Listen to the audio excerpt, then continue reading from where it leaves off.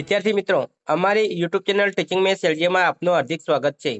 મિત્રો, આજે પાટણ જિલ્લા શાળા પરીક્ષા સમિતિ દ્વારા પ્રથમ વાર્ષિક પરીક્ષા 2025 ધોરણ 9માં વિષય ગણિતનું પેપર લેવાયેલ છે. તેનું આજે આપણે સંપૂર્ણ અને સચોટ સોલ્યુશન કરીશું.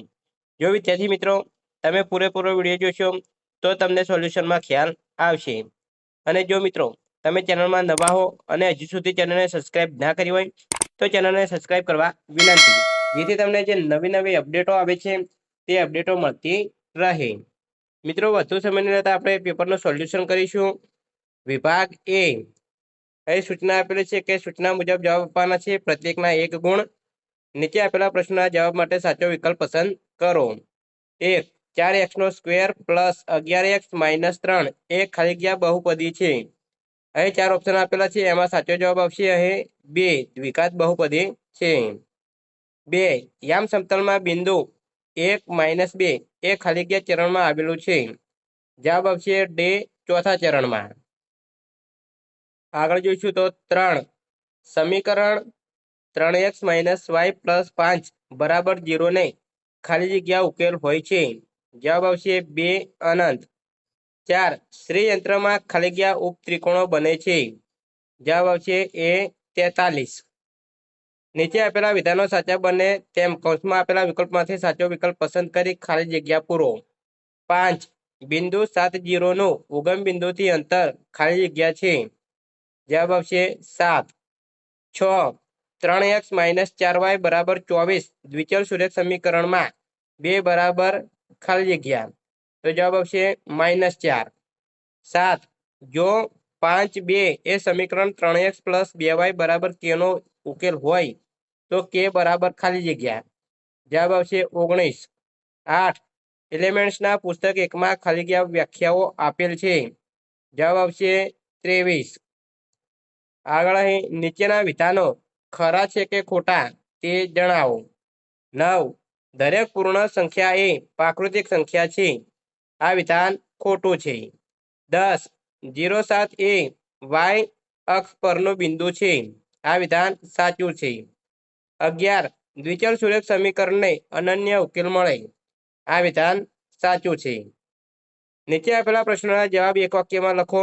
12. ઉગમ બિંદુના યામ જણાવો. તો ઉગમ બિંદુના યામ 0, 0 છે.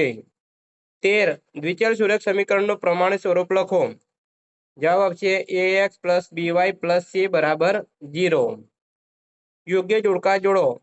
અ ભૌમિતિક પદાર્થ છે અને બ પરિમાણ છે. એમાં 14 રેખા, તો રેખાને 1 પરિમાણ હોય એટલે એ સાથે જોડીશું. 15 ઘન, ઘનને 3 પરિમાણ હોય એટલે સી સાથે જોડીશું. વિદ્યાર્થી મિત્રો, એ વિભાગ એ પૂરો થાય છે. આગળ આપણે વિભાગ બી જોઈશું. નીચેના પ્રશ્ન નંબર 16 થી 24 પૈકી કોઈ પણ 6 ના દાખલા ગણો. પ્રત્યેકના 2 ગુણ. અહીં 2 ગુણમાં દાખલા પૂછાય છે. તેમાં 16. 1 અને 2 વચ્ચેની 5 સમય સંખ્યાઓ શોધો. જવાબ. વિદ્યાર્થી મિત્રો, અહીં જવાબ આપેલો છે તે તમે જવાબ જોઈ શકો છો. 17. છેદનું સમીકરણ કરો. 1/2 + √3. જવાબ.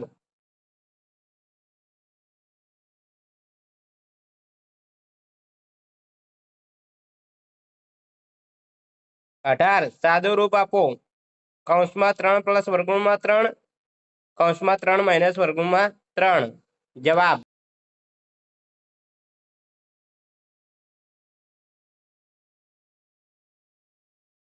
19. જો x - 1 A p of x બરાબર x² + x + k નો એક અવયવ હોય તો k ની કિંમત શોધો. જવાબ.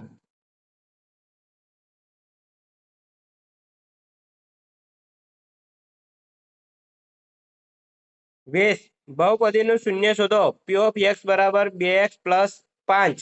જવાબ.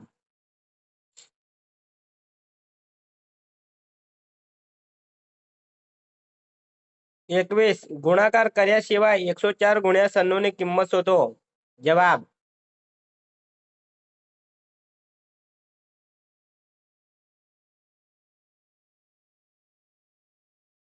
22. નીચેના પ્રશ્નોના જવાબ આપો. 1. થેલ્સ કયા દેશનો વતની હતો? જવાબ આવશે ગ્રીસ. બે યુક્લિડ રેખાખંડ માટે કયો શબ્દ પ્રયોજતા હતા? જવાબ આવશે શાંત રેખા. 23 વ્યાખ્યાઓ આપો. એક સરળ કોણ. જવાબ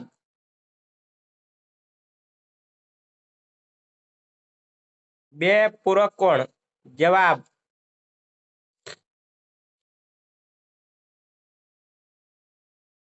24 રેખા PQ અને રેખા RS એકબીજાને બિંદુ ઓમાં છેદે છે.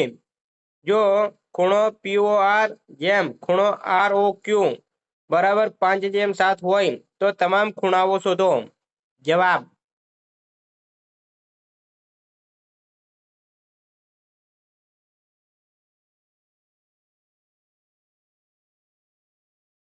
વિભાગ 2 પૂરો થાય છે.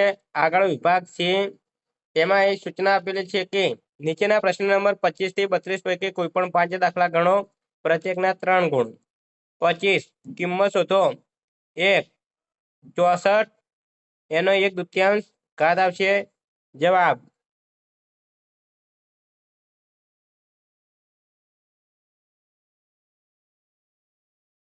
બીજા નંબરમાં આપેલું છે 32 2/55 ઘાત. જવાબ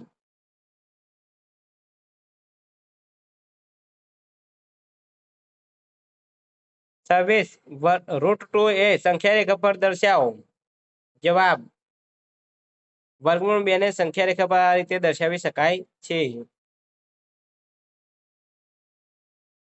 27 p પૂર્ણાંક હોય, q શૂન્યેતર પૂર્ણાંક હોય તેવા p/q સ્વરૂપમાં દર્શાવો.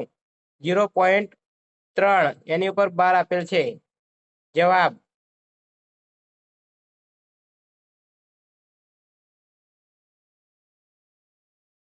28 અવયવ પાડો. x3 - 2x² - x + 2.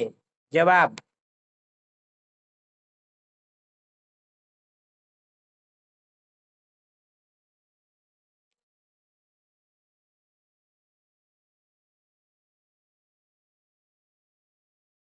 29 ઘનનું મૂલ્ય મેળવ્યા સિવાય કિંમત શોધો. -12 + 7 + 5. જવાબ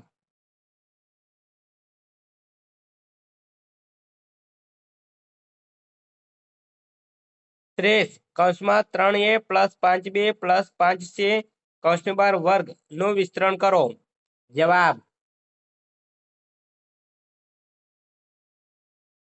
31 આકૃતિમાં રેખા XY અને MN O બિંદુમાં છેદે છે.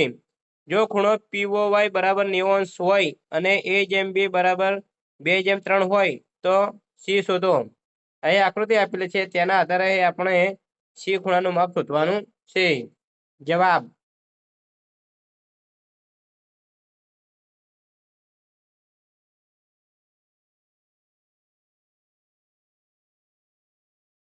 બત્રીસ આકૃતિમાં જો AB સમાંતર CD છે, ખૂણો APQ બરાબર 50° અને ખૂણો PRD બરાબર 127° છે, તો x અને y શોધો.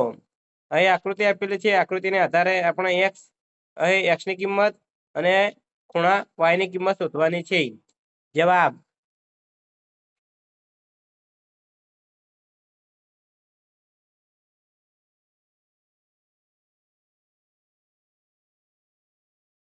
વિભાગ D નીચેના પ્રશ્ન નંબર 33 થી 35 પૈકી કોઈ પણ 2 દાખલા ગણો. 33 તેમાં 1 યોગ્ય નિર્દેશકનો ઉપયોગ કરી ગુણાકાર મેળવો.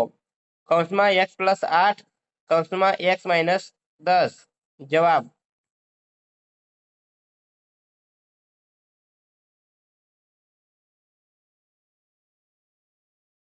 2 ઘનનું વિસ્તરણ કરો. 2x + 1 ઘન. જવાબ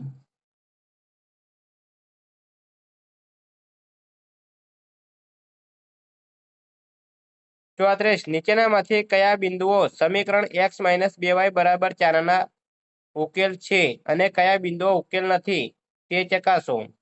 અહીં 1 0 2 2 2 0 3 4 0 અને 4 1 1. જવાબ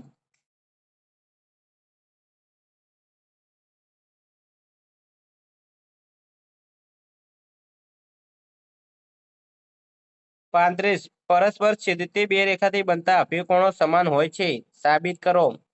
જવાબ હવે વિદ્યાર્થી મિત્રો પ્રમેય 100.2 પૂછાયો છે તેનો જવાબ અહીં આપેલો છે તે તમે જોઈ શકો છો। વિદ્યાર્થી મિત્રો અહીં પેપરનો સંપૂર્ણ અને સચોટ સોલ્યુશન પૂરું થાય છે। જો મિત્રો વિડીયો સારો લાગ્યો હોય તો લાઈક કરો, શેર કરો અને સબસ્ક્રાઇબ કરો તથા ધોરણ 9ના બીજા વિષયના પેપર સોલ્યુશન અહીં ચેનલમાં મૂકેલા છે તે તમે જોઈ શકો છો। Thank you.